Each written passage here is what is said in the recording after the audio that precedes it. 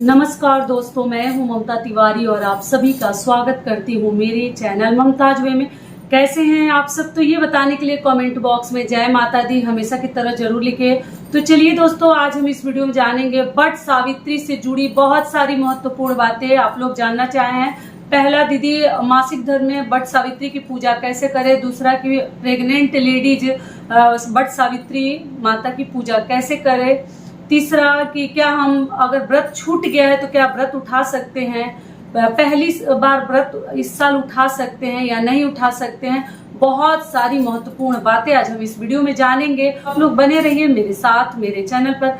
अगर आपको मेरा वीडियो पसंद आता है तो प्लीज आप मेरे चैनल को सब्सक्राइब कर दीजिएगा, बेल आइकन को प्रेस कर दीजिएगा, जिससे कि मेरे वीडियो के नए नोटिफिकेशन आप सभी के पास सबसे पहले पहुंचे। तो चलिए शुरू करते हैं और जान लेते हैं सभी महत्वपूर्ण बातें। एकदम ध्यान से सुनिएगा। आप लोग के जितने दुविधा भरे सवाल हैं सभी सवालों के जवाब मैं दूंगी। और इससे पहले आपको बता दूं कि पिछले साल का मैं वीडियो चैनल पे एकदम लगा दी हूँ, आप लोग अच्छे से देख लीजिएगा, सुन लीजिएगा। जिनको पहली बार उठाना है वो भी, जिनका छूट गया है वो भी, सबके लिए लाभकारी वीडियो होगा। ऊपर ही दिख जाएगा आप लोग को, ठीक है। तो आप लोग को सवाल पूछने की जरूरत ही नहीं पड़ेगी। तो सबसे पहला सवाल कि क्या इस साल वट सावित्री का व्रत उठा सकते हैं? तो जी बिल्कुल उठा सकते हैं, ठीक है। आप देखिएगा, मैं एक और वीडियो डाल दी हूँ। आप लोग का बार बार यही कमेंट आ रहा था, दीदी क्या इस साल उठा सकते हैं, मलमास लग रहा है या नहीं लग रहा है। तो जी नहीं, सावन से पहले आप कोई भी नया व्रत उठा सकते हैं, कोई दिक्कत नहीं है। और 2023 में वट सावित्री का व्रत हम किस दिन करेंगे? तो 19 मई को, ठीक है। दिन क्या है? शुक्रवार। उसी दिन हमें फेरी लगानी है, भावड़ देनी है और वट सावित्री की पूजा करनी है। समझ में आ गया? व्रत रखनी है। जो व्रत रखते हैं, बहुत सारे लोग व्रत रखते हैं, बहुत सारे लोग व्रत नहीं रखते हैं। और ये व्रत अपने पति के दीर्घायु के लिए रखा जाता है, हर सुहागन महिलाएं रखती हैं।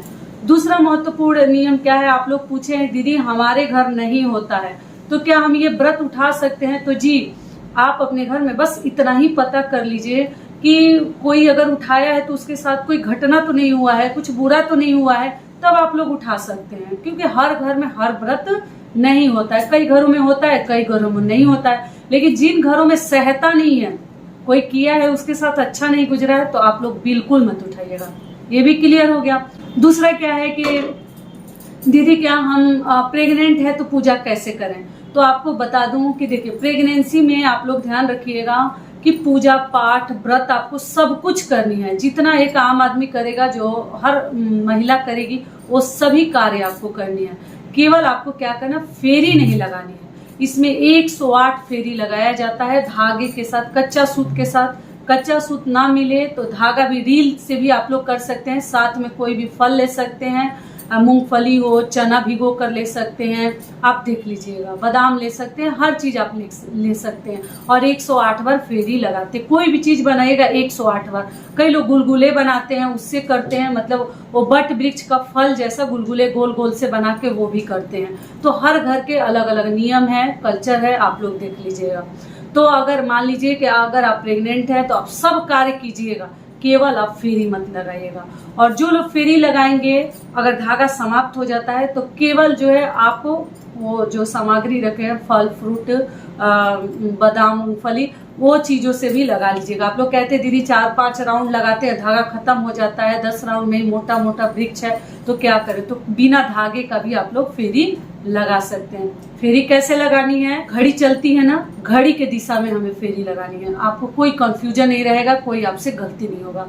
पूछते हैं आप लोग दाहिने से जाएं कि बाएं से, सबसे पहले घड़ी को आप लोग देख लीजिएगा, घड़ी किस दिशा में चल रही है वैसे ही हमें चलनी है। ये भी क्लियर हो गया। अगली चीज क्या है कि दीदी हमारा व्रत छूट गया है किसी कारण, बस देखिए व्रत तो छूट सकता है, मतलब कुछ ना कुछ बीच में अड़चने आ जाते हैं, छोटा बच्चा है या हम हॉस्पिटल में रहते हैं, डिलीवरी के टाइम या किसी कारण बस छूट जाता है, तो ऐसा नहीं है कि वो व्रत हम दोबारा नहीं उठा सकते, आराम से उठा सकते हैं। पति से आप लोग बोले हैं कि करवा दें दीदी हम प्रेग्नेंट हैं, तो क्या पति से करवा दें?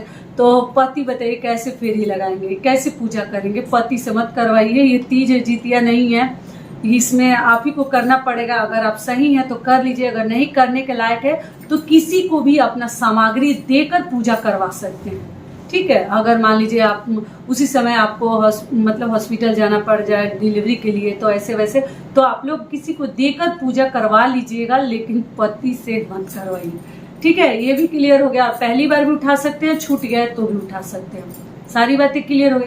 अगला महत्वपूर्ण सवाल क्या है कि दीदी मासिक धर्म में वट सावित्री की पूजा कैसे करें। तो देखिए, मासिक धर्म में भी हमें छोड़नी नहीं है, ये तो नेचुरल है। ये हर पूजा पाठ में महिलाओं के साथ कुछ न कुछ मतलब कोई ना कोई व्रत तो खराब होता ही है। पहला बच्चा तो दूसरा खराब हुआ, दूसरा बच्चा तो तीसरा तो होना ही है। इसको दिल पे नहीं लेनी है, और बहुत ज्यादा टेंशन लेने से भी सच में हो जाता है, तो इसलिए आप मत लीजिएगा, हो जाएगा, कोई दिक्कत नहीं। व्रत रखनी है आपको, आराम से व्रत कीजिएगा आप लोग।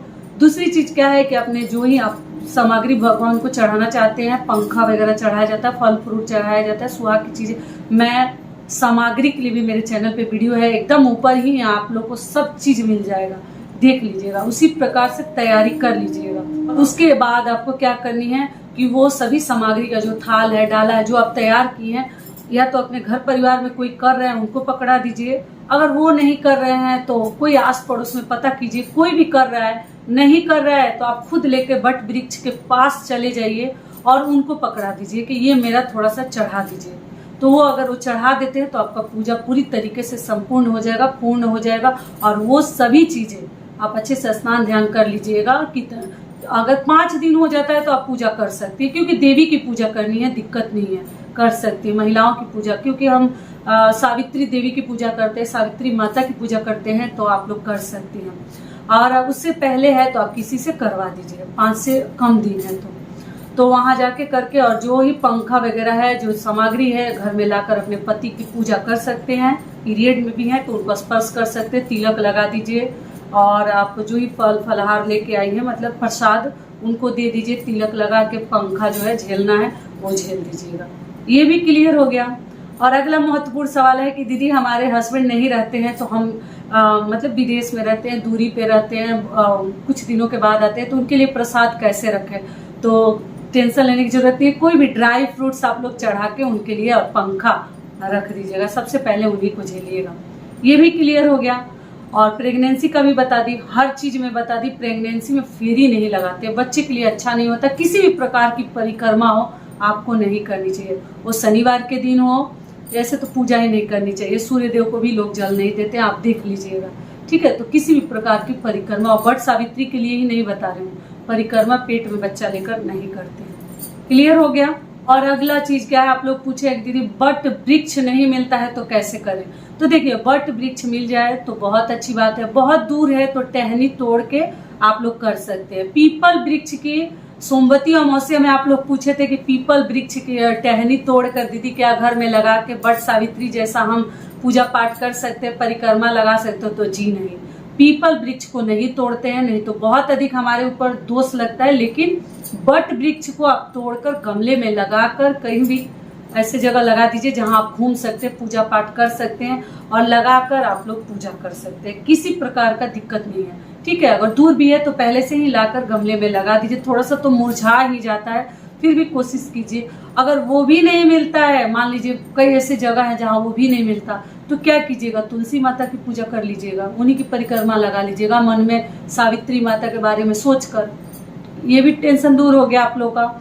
तो इस प्रकार से आपको करनी है। 2 पंखा लगता है, पंखा मिल जाता है। आप लोग पूछे पुराना पंखा क्या इस्तेमाल कर, देखिए मैं वीडियो डाल चुकी हूँ, फिर भी ध्यान से नहीं देखिएगा, स्किप कीजिएगा तो हर बातें आपको पता नहीं चलेगी।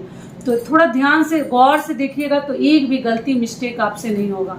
तो पंखा दीदी नहीं मिल रहा है तो पंखा आप घर में भी बना लीजिएगा जुगाड़ से, किसी भी प्रकार से। आप कार्डबोर्ड से भी पंखा बना सकते हैं। नहीं, आप लोग पूछे पुराना पंखा इस्तेमाल कर सकते हैं, तो देखिए अगर प्रतिदिन उस पंखे को आप लोग नहीं झेलते हैं, पूरा टूटा फटा नहीं है, तो गंगा जल से धो के आप जो है इस्तेमाल कर सकते हैं।